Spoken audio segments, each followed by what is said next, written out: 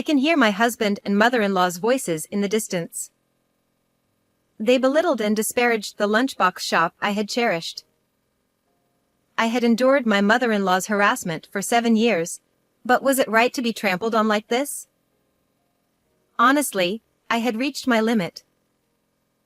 I had endured many hardships, but never had I felt such frustration.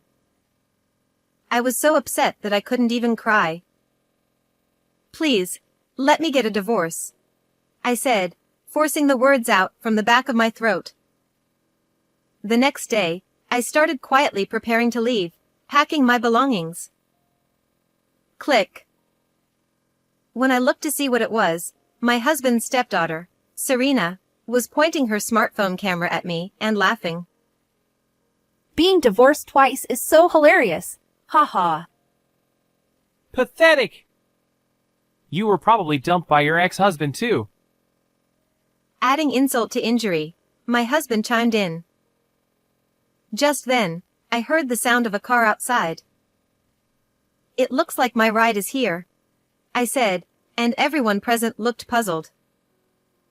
Outside, a luxury car with a chauffeur was waiting, and my husband, mother-in-law, and Serena were all taken aback.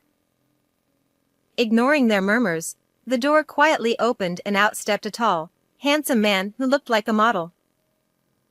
The moment Serena realized who he was, she screamed. Justin! He was a genuine model named Justin, about the same age as Serena. Amy and Jason just stared at him in disbelief, unable to grasp the situation. They couldn't believe such a big star was standing before them. Serena, covering her mouth and slightly excited, asked, But why is Justin here? I calmly and coolly responded, "My name is Nancy. I was divorced once, but I have now been remarried to my current husband, Jason, for 7 years. We are both working, with Jason employed as a company worker and me running a lunchbox shop. My shop is located just a little off the main street of the shopping district near the station. Welcome. How about a chicken lunchbox?"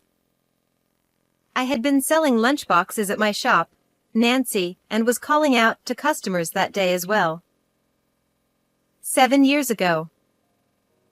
Whether it was my voice or the smell of the lunchbox, Jason came into my shop. With his handsome face and tall, slender figure, he was the kind of man who could take your breath away. Outside, it was drizzling, and unlike the people hurrying past, he stood still, carefully looking at the lunchboxes displayed inside. He must have spent a good 10 minutes deciding. Excuse me. Can I have one chicken lunchbox, please? I remember how he looked embarrassed as he brought it to the register.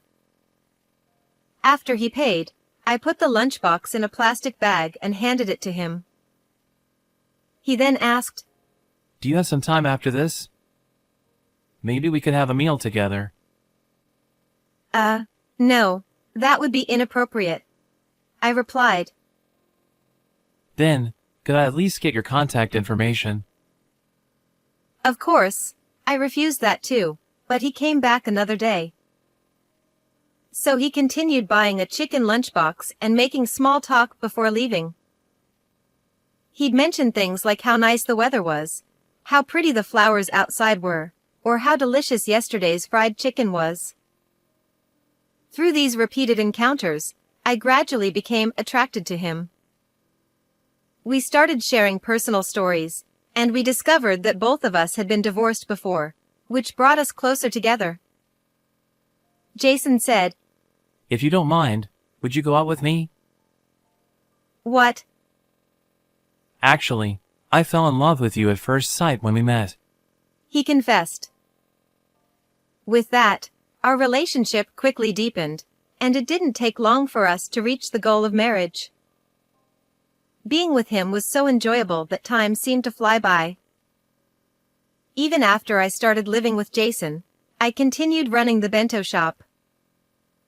Of course, there were times when I thought about closing it down. Business wasn't always booming, and the building itself was getting old.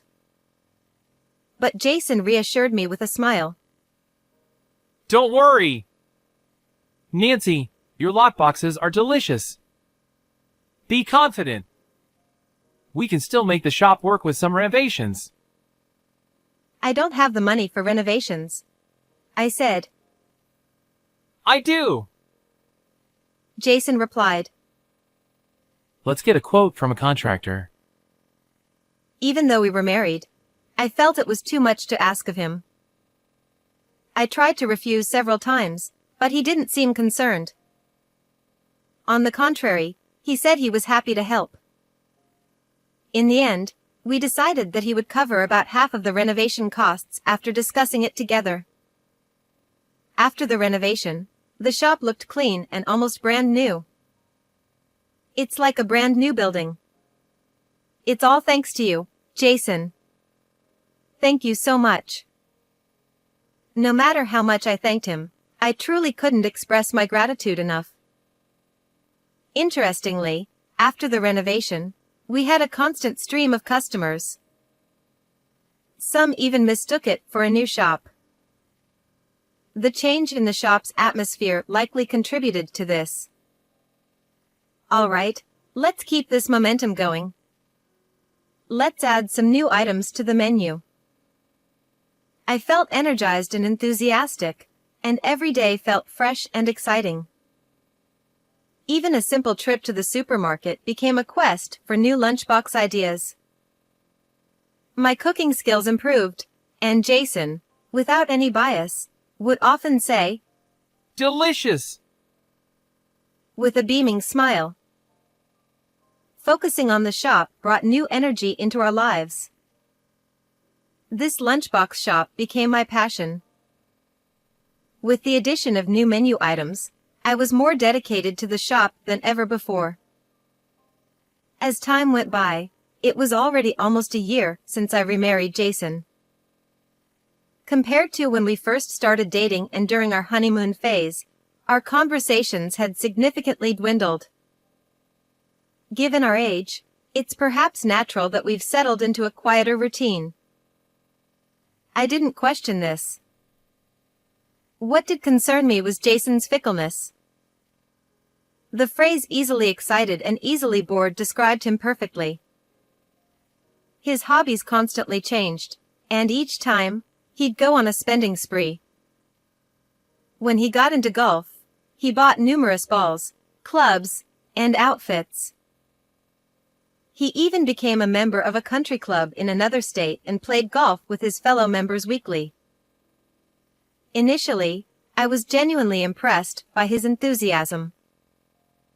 However, our house soon overflowed with golf equipment, and just as I struggled to keep things organized, he picked up a new hobby, solo camping. He said it started because of an invitation from his golf buddies. I asked him why he would go solo when he had a family. That's just how men are. He said, touching his chin and striking a pose, as if he were deeply impressed with himself. I couldn't quite understand it, but maybe he was more of a romantic than I thought. To an outsider, he might have looked a bit ridiculous. He started buying all sorts of solo camping gear. One-person tents, sleeping bags, foldable chairs, cups, plates, and other utensils began arriving in droves. He claimed he bought everything recommended on online shopping sites. Hey, don't you think you're buying too much? Where are you going to put all this? I'll just store it in the shed for now. He said. But the shed was already packed with golf equipment, leaving little space for the camping gear. He shrugged nonchalantly. Okay, I'll keep the camping gear in my room and put the tent and chair in the shed. He decided. So, he spent some time organizing the shed and finally managed to squeeze everything in. Jason's hobbies included not just camping, but also motorbikes, fishing, and bouldering. His equipment occupied various parts of the house, making it hard to keep track of where anything was stored. It seemed like he didn't have a concept of throwing things away, and the items just kept piling up. Eventually, his enthusiasm for solo camping faded, and the camping gear was left untouched. It was always my job to clean up the house, but my mother-in-law, Amy, would just watch and criticize. Nancy? You're touching Jason's things again without permission? Amy had a harsh attitude toward me and complained no matter what I did, even when I was tidying up. If we let things pile up like this, there will be no room to walk. Excuses. Excuses. Oh, how dreadful. She would say, sighing and looking at me with disdain before walking away. When I remarried and moved in with Jason, his mother also came to live with us. I'll be staying with you, she said, showing up with a large Boston bag and a carry-on suitcase. I was shocked. Apparently, Jason had approved the arrangement without telling me. I whispered to him, "You didn't tell me about this." It'll be fine. Mom's a good person, and I'll protect you if anything happens. He assured me. But I had a bad feeling. My intuition was right. The very next day, Amy's verbal attacks began. A bit bland, isn't it? I can't taste anything, she'd say, pouring more soy sauce or vinegar on the stew. If the cooking here is this bad, the lunchbox must be nothing special. Her words stung, making me feel as though all my efforts were being dismissed. Mom, please stop. Nancy made this for us. Jason would defend me initially. But whenever Amy said something, he would quickly fall silent. It seemed he couldn't stand up to his mother when she spoke sternly. Amy constantly found new things to criticize. Nancy, what's this dirt? Can't you even clean properly? She'd say, pointing to the dust and sand accumulating in the entrance. And the stairs too. There's dust gathering in the corners. How can you not notice? I know. I couldn't help but think that if she complained so much, she should at least help out a little. But she never did any cooking or cleaning herself. She just criticized me. Jason eventually stopped defending me. He probably didn't want to get involved in the hassle. When Amy started her tirades, he'd get up and leave the room, even during meals. See, because of you, Jason left without eating. Actually, it's because of you, I wanted to say but held back. Jason's stepdaughter, Serena, also looked down on me, encouraged by Amy.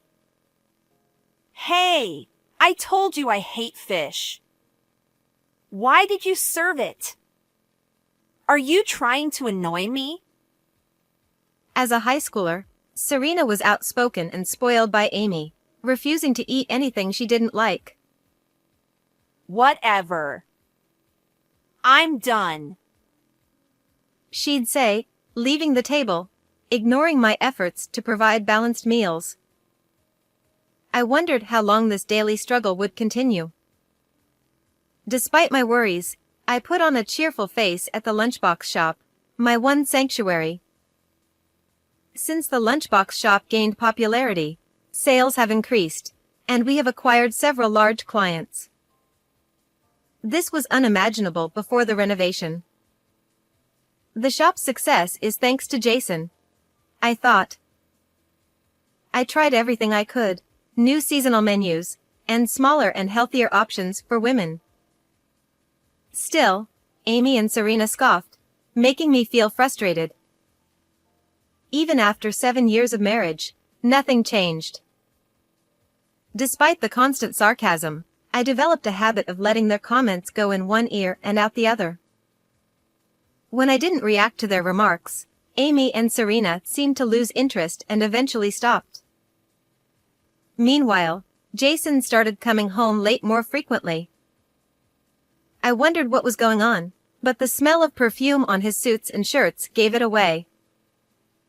It was a sweet, feminine scent, unlike anything Jason would wear. He must have another woman. A man who quickly loses interest in his hobbies likely does the same with relationships. Amid these troubled days, I returned home after a day at the lunchbox shop to find Jason making an unexpected demand. We're selling the lunchbox shop for cash. You should find a job that pays more, he declared. I was stunned, standing still with my eyes blinking in disbelief. What? Did you just say we're selling the shop? That's right. Get rid of that lunchbox shop that only poor people visit, he insisted. I had no idea what had brought this on. Soon, Amy joined in from behind, gleefully saying, That's right. It's embarrassing to run a lunchbox shop for commoners. Her eyes sparkled as if she thought it was a brilliant idea, but I could sense nothing but malice. Why do we need to sell my shop? We're not in financial trouble, I protested. I need the money right away, Jason responded. For what? I asked.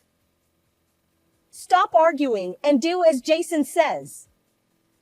How dare you talk back to him? Amy shouted. Really? If you sell the shop, can you buy me a bag? Serena chimed in, suddenly perking up. Serena, now a university student preparing for job hunting, seemed to have developed a taste for branded goods recently. I won't sell the shop. No way. I protested, but my words fell on deaf ears. Jason declared. The shop is under my name anyway. Don't pretend you've forgotten. His words shocked me. During the renovations, we changed the ownership to his name, thinking it would be beneficial in the future. I had trusted Jason completely. I never imagined it would backfire like this. Their voices seemed to grow distant as they argued. My precious lunchbox shop was being taken away, ridiculed, and belittled. For 7 years, I endured everything Amy said, but now, to be trampled on like this? I had faced many hardships, but nothing had ever felt so painful. I was so angry I couldn't even cry. I want a divorce, I said, my voice barely a whisper from deep within my throat. The next day, I began quietly packing my things. I filled a suitcase and several boxes with clothes and personal items. I even packed the mug I used. Click. I heard the sound of a camera shutter. When I looked up, Serena was aiming her camera at me, laughing. Divorced twice? That's hilarious, she mocked. Miserable, are you? Got dumped by your first husband too, huh? Jason added, twisting the knife. At that moment, he reminded me of his mother. I supposed it was natural, given they were related. Amy was humming happily. As I finished packing and carried my things to the entrance, I heard a car pulling up outside. It looks like my ride is here, I said. Everyone looked puzzled as I opened the door and stepped outside with my luggage. A chauffeur-driven luxury car was parked outside, leaving Jason, Amy, and Serena stunned. Amy asked, What's with this car? Jason added, A luxury car? Why? Serena noticed someone stepping out of the car and exclaimed, Hey! Someone's getting out! Ignoring their murmurs, I watched as the car door opened. Out stepped a tall, handsome young man, looking like a model. The moment Serena recognized him, she screamed. Justin! The young man, Justin, was a bona fide model, not just in America but globally. He was a national heartthrob, starring in hit dramas and movies. His roles ranged from charming high school boys to enigmatic villains, earning him a reputation as a genius actor. Amy and Jason stared at him, failing to comprehend who he was. They couldn't believe such a big star was in front of them. Serena, covering her mouth in excitement, asked, But why is Justin here? Calmly and composed, I replied, He's my son. What? Serena and Jason shouted in unison. Justin gave a polite bow to the bewildered trio. Thank you for taking care of my mom. He said, his tone gentle but his eyes stern. His impeccably handsome face delivered the words coldly, making Jason, Amy, and Serena feel the weight of his gaze. It wasn't quite a glare, but the intensity was palpable, filling the air with a tense energy. Justin continued, I've done a thorough investigation into your activities. Jason flinched, his shoulders twitching. His face turned pale, and beads of nervous sweat appeared. Justin said, Of course, I'm aware of the situation with the shop. We will be seeking appropriate compensation from you. Amy exclaimed, Compensation! What are you talking about? That's absurd. Justin replied, Oh, don't worry. We won't take any money or valuables, but instead of compensation, we will be taking back the shop. He smiled darkly as he said this. Jason and Amy were paralyzed, frozen in place by his icy demeanor. Justin continued, Our lawyer will be in touch. Like a line straight out of a movie, he spoke smoothly and then gestured for me to get into the car. The only one who didn't stay silent was Amy, who shrieked in her high-pitched voice. Wait! You're planning to sell the shop yourself, aren't you? Amy accused. Jason chimed in. Yeah, you're just the same as us. Despite their accusations and insults, Justin remained unfazed. Whether it was an act or his true self, I couldn't tell. He sighed softly and then said to me, Remember when I ordered your lunchbox for the film crew? It was incredibly well received. Really? I asked, surprised. Justin nodded. Yes, it was highly praised. The director even said he wants to order from you again for future shoots. Justin smiled, predicting an influx of orders. Now that I thought about it, I have noticed an increase in large orders, including for film shoots. Given the number of staff and actors, it made sense. So, there's no way I'd sell your shop. Justin declared. Justin. I muttered, feeling my eyes well up with tears. I had never imagined seeing my son stand so tall and be so dependable. This wasn't a movie, it was my reality, and it filled me with immense joy. Serena opened her social media app and navigated to a famous actor's account. There, she saw a post featuring Nancy's lunchbox with a hashtag and thousands of likes. Serena exclaimed, This is crazy! It's totally viral! She then turned to Jason, yelling, Why didn't you tell me Justin was her son? Jason and Amy, still in shock, stood there with their mouths agape, unable to process what was happening. Ignoring their commotion, I got into the car with Justin. As the car drove off, we caught up on our lives and laughed together.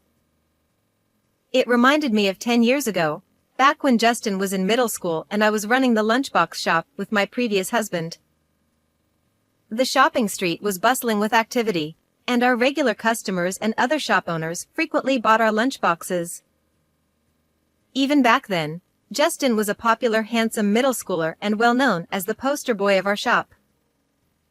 Somehow, word got out, or maybe it was just fate, but a scout from a modeling agency stopped by and asked if Justin would be interested in modeling for magazines. Justin seemed hesitant, but I encouraged him. Don't worry about the shop. Give it a try. Not everyone gets this kind of opportunity, I said. But, Justin hesitated. If you don't like it, you can always come back to the shop, I reassured him. From then on, Justin appeared in various magazines and thrived as a model. However, just as things were looking up, my husband had an accident. On his way back from delivering lunchboxes, he made a detour to buy some extra ingredients and collided with a large truck. By the time I rushed to the hospital, it was too late. I still remember the feeling of falling into a dark abyss, with no light in sight. I didn't know what to do about Justin's schooling. Then, the agency suggested that Justin study abroad, thinking it would be a good opportunity for him to expand his modeling career. Mom, I'll become more famous and come back for sure. Until then, don't give up on the lunchbox shop, Justin had said. So, Justin went overseas to study, and I stayed behind to run the lunchbox shop alone. Even while he was abroad, we kept in touch, and I occasionally mentioned my remarriage. But I kept Justin's existence a secret from Jason. I worried that revealing it to my new family might cause unnecessary trouble. I didn't want anything to hinder my son's career. Even after remarrying, Justin and I continued exchanging messages regularly. However, to avoid worrying him, I didn't mention Amy's harassment or the issues with the shop's ownership. I always sent the same messages, saying I was doing well and encouraging him to do his best. Despite that, Justin seemed to sense something was off. Recently, I've been worried about you, Mom. So, I looked into a few things. Justin admitted. Oh, you silly boy. I'm sorry for making you worry, I said. No, I didn't want anything bad to happen to you. Justin replied. Welcome home. Thanks, Mom. We embraced each other warmly, savoring the moment.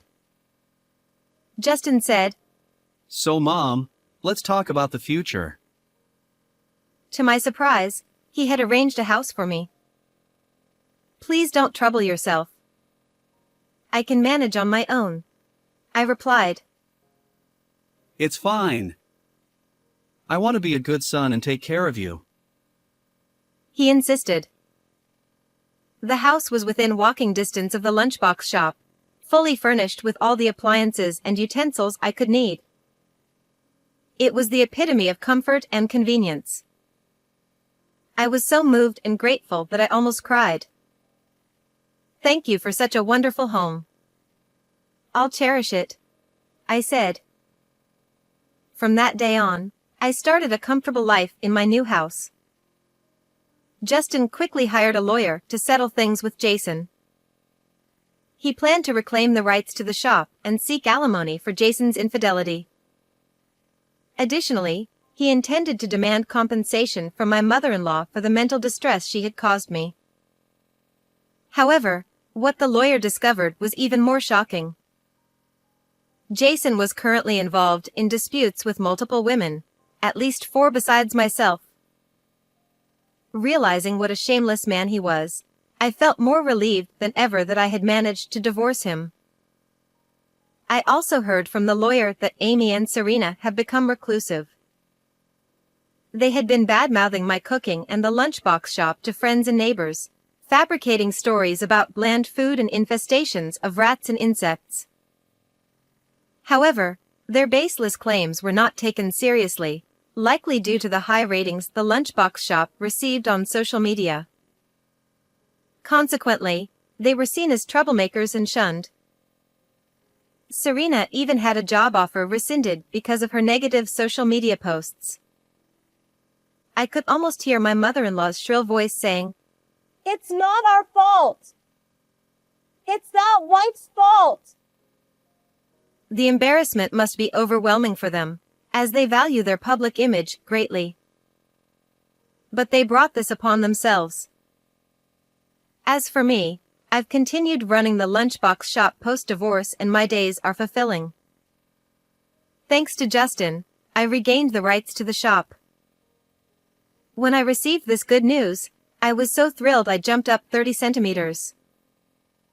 He also introduced the shop to his actor friends and directors, leading to a TV feature. This increased our popularity, attracting customers from far and wide. On weekends, our lunchboxes sell out quickly. I hired more staff to handle the increased demand, turning the shop into a bustling enterprise. Although we face occasional mistakes and issues, I am immensely grateful for our success. People often ask why the shop is named Nancy. Justin was curious about this too. The answer is simple. Justin's father said he loved my smile and named the shop after me, making me the poster girl. Hearing this, Justin, our customers, and employees all respond with an enlightened I see. This shop was never just my endeavor, it has always been a joint effort. And now, with Justin and the employees, it's even more so. The busy shop is filled with a variety of lunchboxes, from staple items to trendy new ones. Welcome. How about a hearty chicken lunchbox? It reads a sign promoting our #1 seller. A young man near the sign picks up a chicken lunchbox and brings it to the register. Thank you, I say as I make it a point to stand at the counter and serve customers alongside my team. Today, the lunchbox shop Nancy is as bustling as ever.